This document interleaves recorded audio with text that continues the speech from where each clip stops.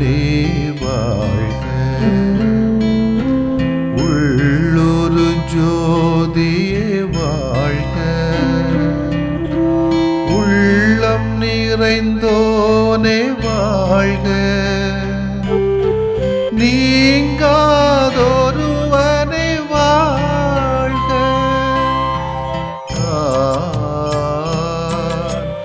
ஒளி பொருந்திய அழியாத ஆன்மா.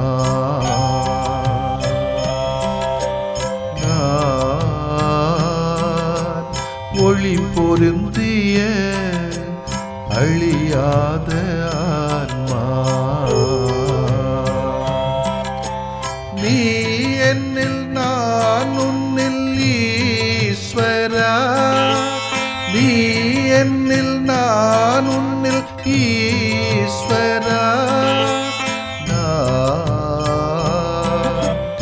ஒளி பொருந்திய அழியாத ஆன்மா.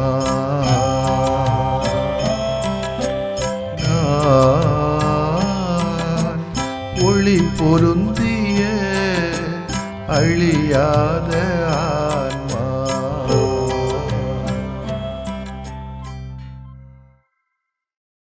கடவுள் நம்முள் வாழ விரும்புவதைப் போல் நாம் ஏழையுருள் வாழ வேண்டும். அதுவே நிலை வாழ்வு.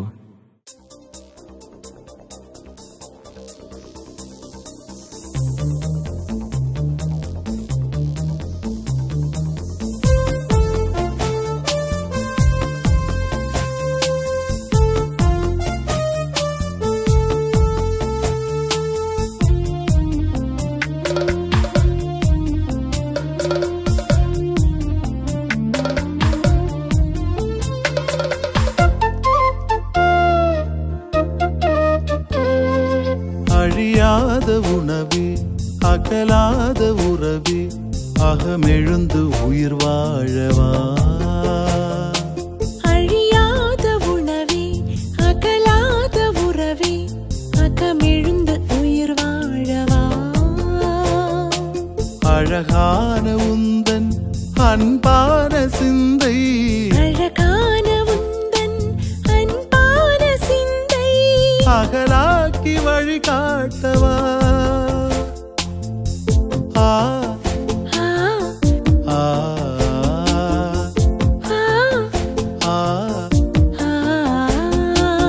அழியாத உணவே அகலாத உறவே அகமெழுந்து உயிர் வாழவா.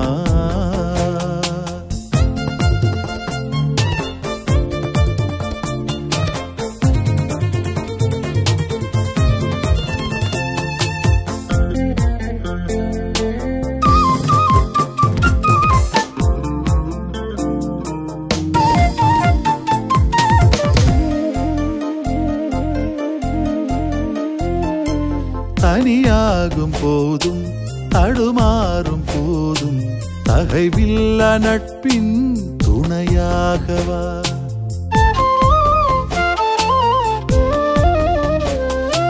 பழி சேரும் போதும் பகை சூழும் போதும் அறிவுள்ள உண்மை உறவாகவா. உண்டான உணவு ஞானம் விட பெரிது.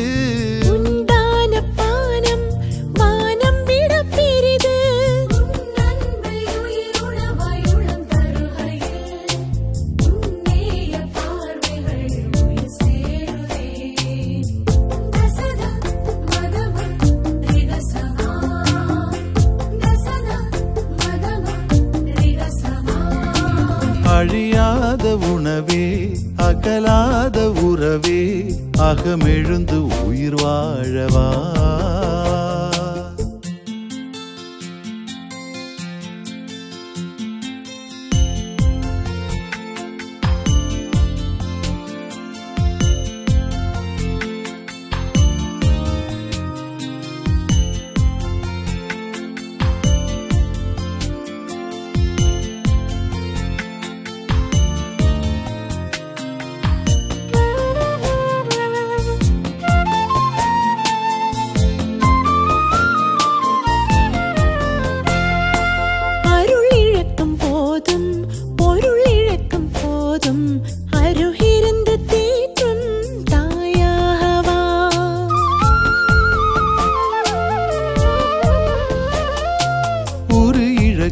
போதும் உயிரிழக்கும் போதும் உயிர் தந்த நீயே உயிரேற்கவா. நீ தந்த வார்த்தை வழியெல்லாம் ஒளிரும். நீ வாழ்ந்த வாழ்க்கை வாழ்வெல்லாம் விளிரும்.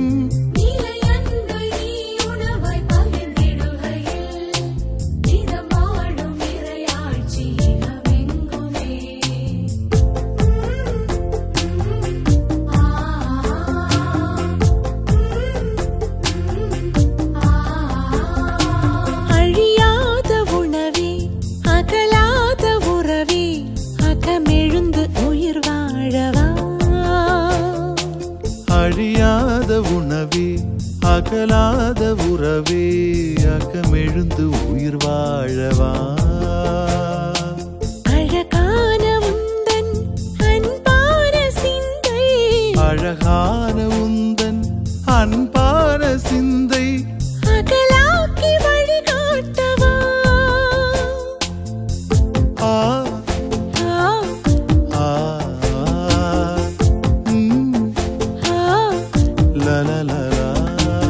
அழியாத உணவே அகலாத உறவே அகமெழுந்து உயிர் வாழவா.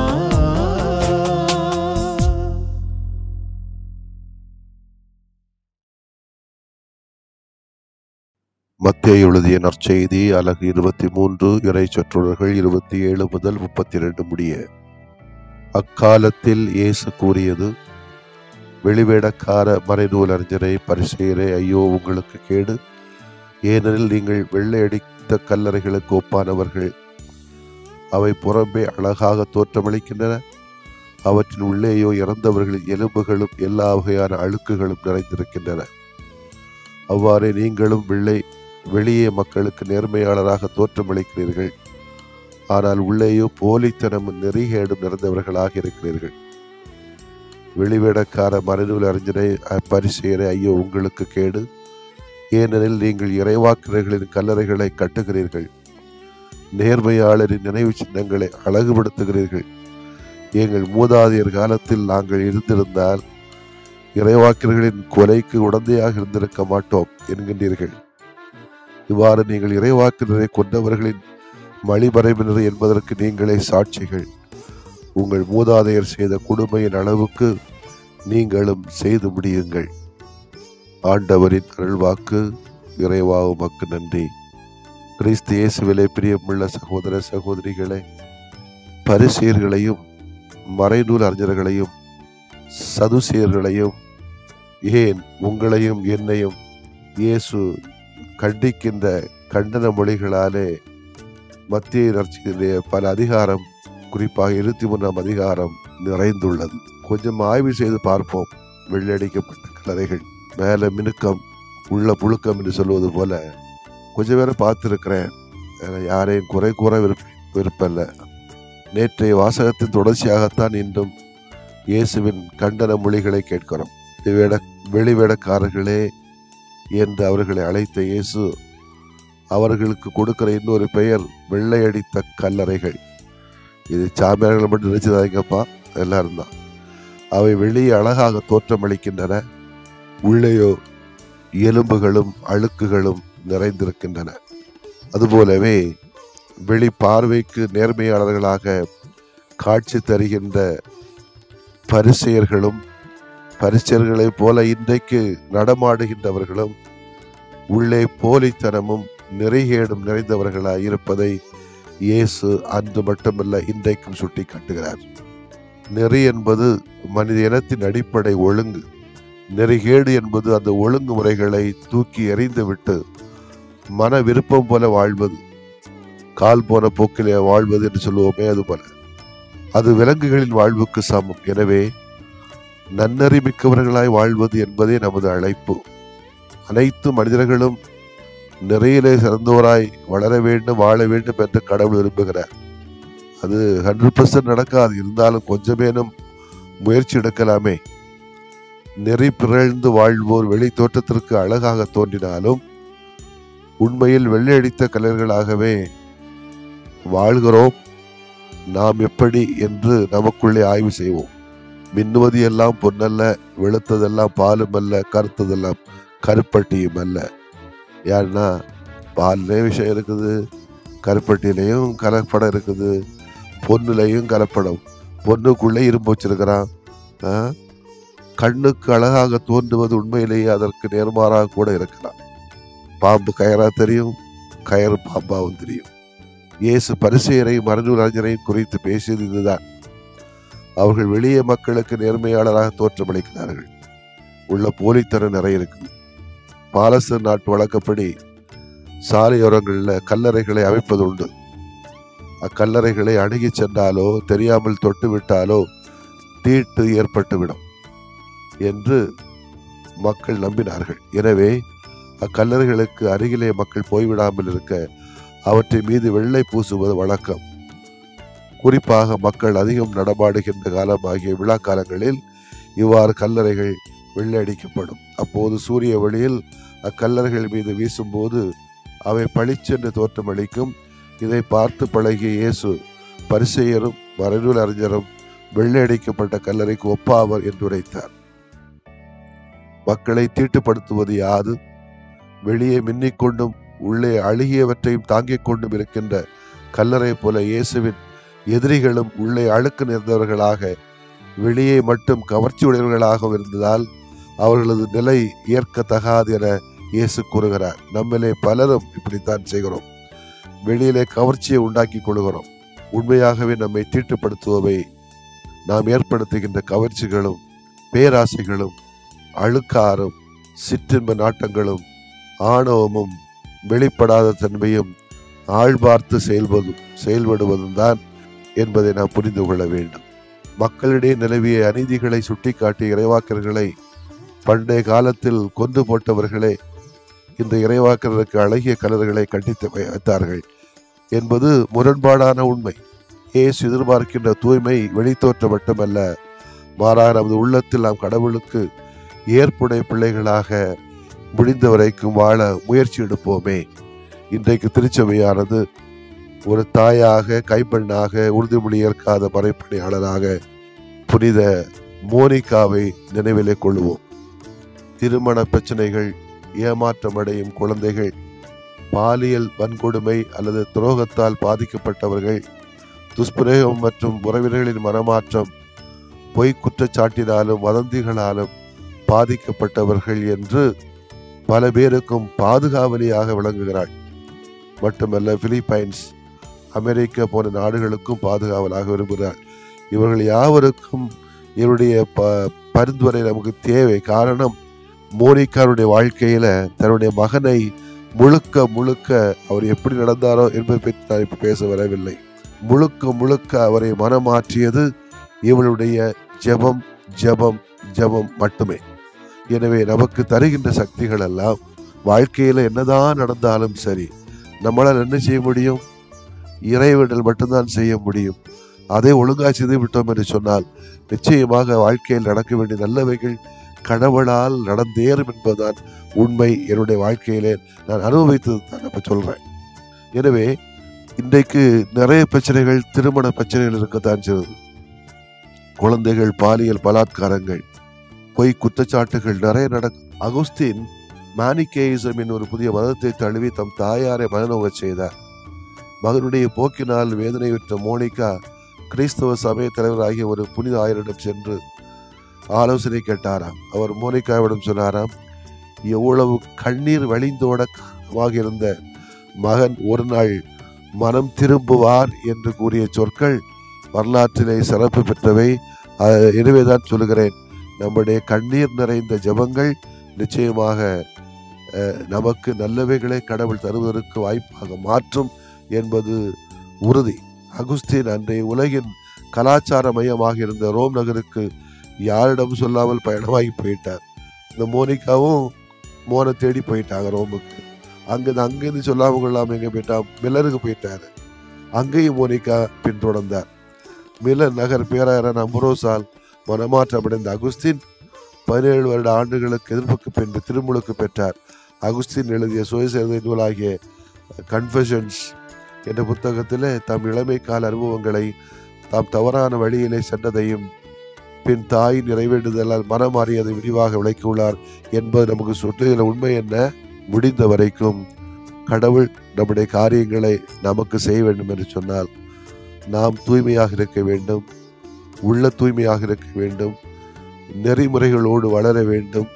4வது, ஜெபம் செய்வோம், இறைவேண்டல் செய்வோம், நம்பிக்கையோடு செய்வோம். நிச்சயமாக கடவுள் நமக்கு தேவையானது தருவார். ஆமென். மன்றாடுவோமாக. நேர்மையின் உருவே இறைவா, உம்மை போற்றுகிறோம். எமது வாழ்வை உம்மிடம் அர்ப்பணித்துக் கொள்கிறோம். எங்களது வாழ்வில் உள்ள போலித்தனங்களையும் கேட்டையும் உம்மிடம் கையளித்துக் கொள்கிறோம். எங்களை மன்னியும், எங்களை ஆசீர்வதியும், எங்கள் உள்ளங்களை தூய்மைப்படுத்தியருளும். நாங்கள் முடிந்த வரைக்கும் நன்னறியும் நேர்மையும் நிறைந்த பிள்ளைகளாக வளரச் செய்யும். சில குடும்பங்களில் இருக்கின்ற குடும்ப பிரச்சனைகள், திருமண பிரச்சனைகள், பொய்த்தனங்கள் அத்தனையும் அகற்றி நலமான குடும்பங்களிலே அவர்களை வாழ வைத்தருளும். பல நோய்களால் பாதிக்கப்பட்ட பிள்ளைகளை உடைய பாதத்திலே கொண்டு வருகிறோம். உடலால், உள்ளத்தால், மனதால் வேதனைப்படுகிற இந்த பிள்ளைகளுக்கு நீர்தாமே அவர்களுக்கு நிலையான குணமாக்குதலை தந்து மகிழ்வோடு குடும்பங்களிலே வளர வாழ தேவையான ஆசீர்வாதங்களை தார். சில சான்றிதழ்களுக்காக போராடுகின்ற பிள்ளைகளுக்கு அந்த சான்றிதழ்களை பெற்று சென்று தங்களது வாழ்க்கையிலே முன்னேறுகின்ற வழிகாட்டிகளை பெறவும், அதன் வழியாக நன்கு உழைக்கவும், அதன் வழியாக குடும்பத்திலே அவர்கள் மகிழ்வோடு பயணிக்கவும், இந்த இறை சமூகத்திற்கு அர்ப்பணியாற்றவும் மேலான கிருபைகளை எங்களுக்கு தாரும்.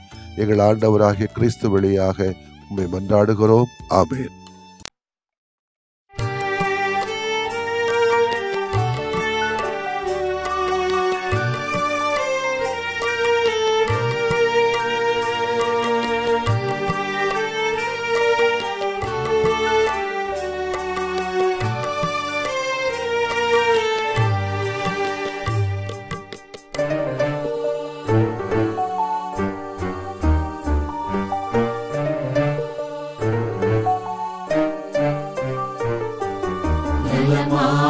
யாம் வாழ வரம் தாருமே, எம் நிலை மாற்றி உனில் வாழ நலம் தாருமே.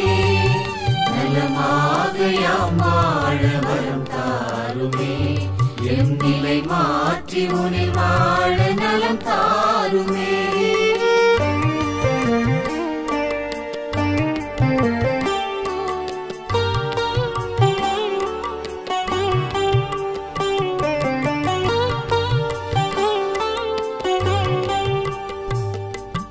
மகிழ்வில்லா மனமென்றால் மனநோயா, அதில் மகிழ்வாக நீ வந்து நலம் தாருமே. நலமாக யாம் வாழ வரம் தாருமே. பொய் கூறும் நாவென்றால் பேய் நோயா, அதில் மெய்யாக நீ வந்து நலம் தாருமே. நலமாக யாம் வாழ வரம் தாருமே, எம் நிலை மாற்றி உனில் வாழ நலம் தாருமே.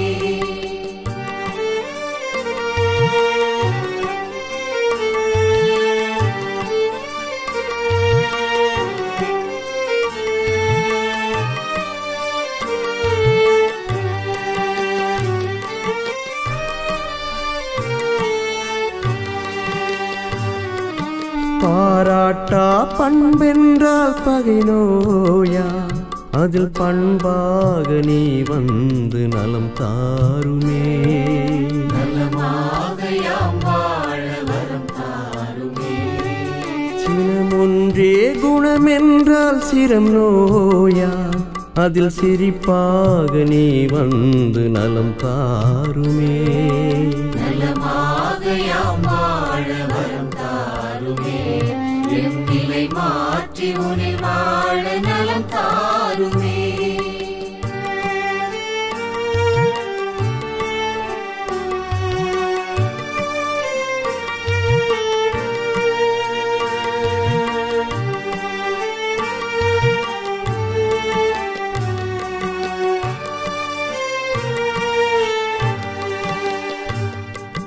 உழைக்காத உடல் என்றால் உயிர் நோயா, அதில் உழைப்பாக நீ வந்து நலம் தாருமே.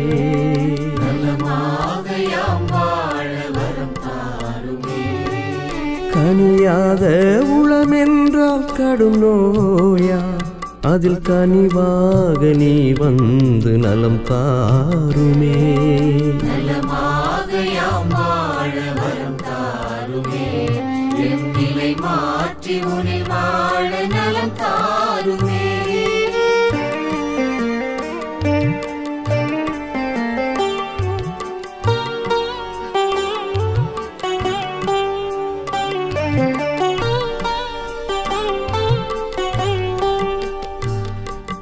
நல்லெண்ணம் இழந்திட்டால் உளநோயா, அதில் நல் உணர்வாய் நீ வந்து நலம் தாருமே.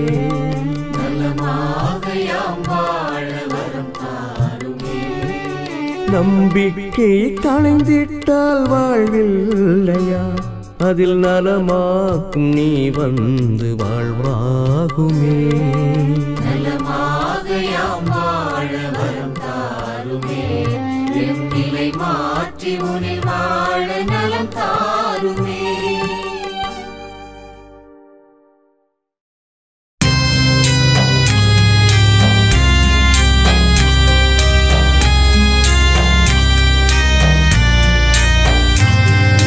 மாண்புயரிவருள்ளடையாளத்தை தாழ்ந்து பணிந்து ஆராதிப்போ.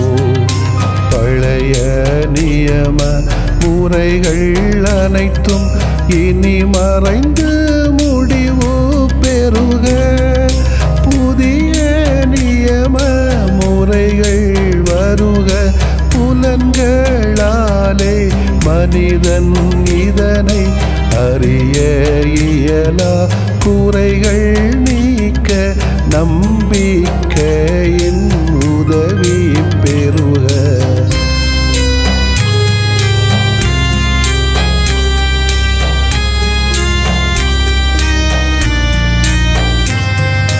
தந்தை அவர்க்கும் மகன் அவர்க்கும் புகழ்ச்சியோடு வெற்றியாக்கும். மீட்பின் பெருமை மாட்சிமையோடு வலிமை வாழ்த்து யாவுமாக.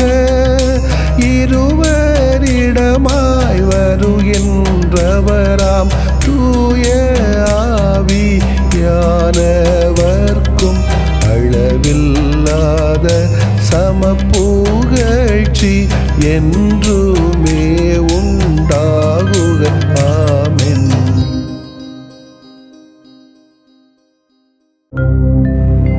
வானின்று அவர்களுக்கு அப்பமளித்தீரே, இனிமையெல்லாம் தன்னகத்தில் கொண்ட அப்பம் இதுவே. மன்றாடுவோமாக. இறைவா, இந்த வியப்புக்குரிய அருளடையாளத்திலே உம்முடைய பாடுகளின் நினைவை எங்களுக்கு விட்டு சென்றீ. உம் திருவுடல் திருரத்தமாகியவற்றின் தூய மறைபொருளை வணங்கும் நாங்கள் உமது மீட்பின் பயனை இடைவிடாமல் துய்த்து உணர்ந்து மகிழ அருள்வீராக. தந்தையாகி இறைவனோடும் தூய ஆவியாரின் ஒன்றிப்பில் இறைவனா என்றென்றும் வாழ்ந்து ஆட்சி செய்கின்ற உம்மை மன்றாடுகிறோம்.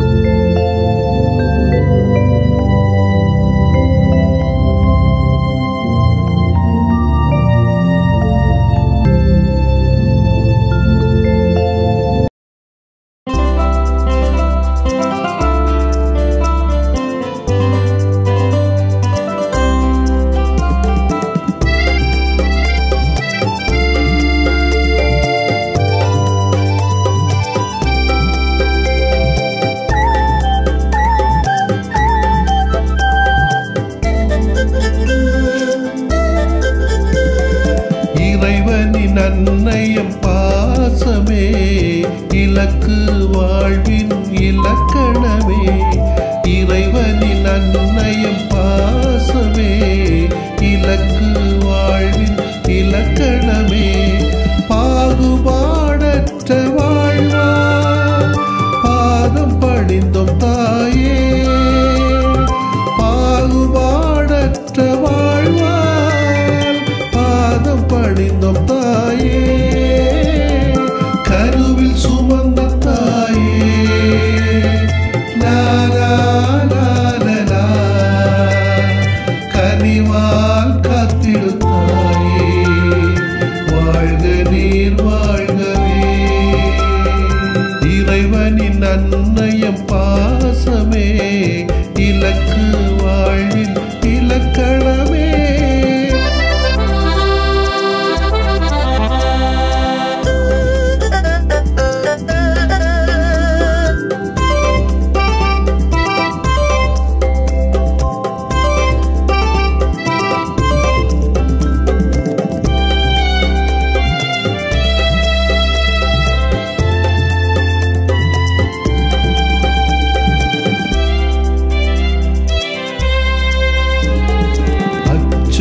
அகற்றும் தாயம்மா, அன்பில் நிறைந்த தாயம்மா. அச்சம் அகற்றும் தாயம்மா, அன்பில் நிறைந்த தாயம்மா. அமைதி எமக்கு அருளம்மா, ஆறுதலும் நீயம்மா. அமைதி எமக்கு அருளம்மா, ஆறுதலும் நீயம்மா. கருவில் சுமந்த தாயே, லாலா லாலா, கனிவால் காத்திடு தாயே. வாழ்க நீர் வாழ்கவே, இறைவனின் அன்னையம் பாசமே. இலக்கு வாழ்வின் இலக்கணமே.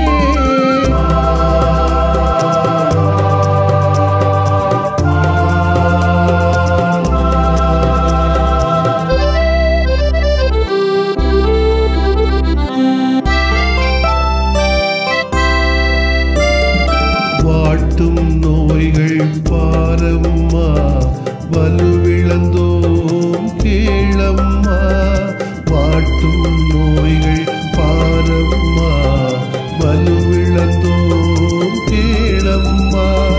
வருத்தும் கவலை நீக்கம்மா, அரவணைக்கும் அன்னை நீயம்மா. வருத்தும் கவலை நீக்கம்மா, அரவணைக்கும் அன்னை நீயம்மா. கருவில் சுமந்த தாயே, லாலா லாலா, கனிவால் காத்திடு தாயே. வாழ்க நீர் வாழ்கவே, இறைவனின் அன்னையம் பாசமே. இலக்கு வாழ்வின் இலக்கணமே, இறைவனின் அன்னையம் பாசமே. இலக்கு வாழ்வின் இலக்கணமே. நிலையான புகழுக்குரிய தூய இறை நன்மைக்கு எல்லா காலமும் தொழுகையும் புகழும் போற்றியும் ஆட்சிமையும் உண்டாக கடவது. போற்றியும் ஆட்சிமையும் உண்டாக கடவது. தந்தை, மகன், தூய ஆவியாரின் பெயராலே ஆமென்.